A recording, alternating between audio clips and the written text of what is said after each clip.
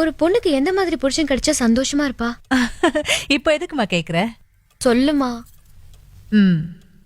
பொதுவா பொண்டாட்டிங்கிறவ கண்ணகி மாதிரி இருக்கணும், வாசுகி மாதிரி இருக்கணும்னு சொன்னாங்களே தவிர புருஷன் எப்படி இருக்கணும்னு யாருமே சொல்லல. ஏன்னா அதையெல்லாம் சொல்ற புராணத்தையும் இதிகாசத்தையும் எழுதினது ஆம்பளைங்க. நல்ல புருஷங்கிறவன் தன்னை பத்தியே நினைக்காம தன்னோட பொண்டாட்டிக்கும் மனசுன்னு ஒண்ணு இருக்குன்னு நினைக்கணும். எல்லா விஷயத்திலயும் நான் சொல்லாம நாங்கன்னு சொல்லணும். இது எல்லாத்தையும் விட தன்னை நம்பி வந்தவளை கடைசி வரைக்கும் கண் கலங்காம வச்சு காப்பாத்தணும். இப்படி ஒரு புருஷன் கிடைச்சா ஒரு பொண்ணுக்கு அதை விட பெரிய சந்தோஷம் எதுவும் கிடையாது.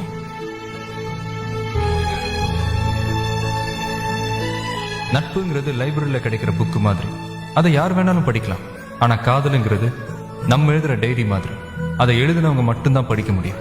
அதை கொண்டு போய் லைப்ரரியில வச்சு அடுத்தவங்க படிச்சா அசிங்கமாயிடும்.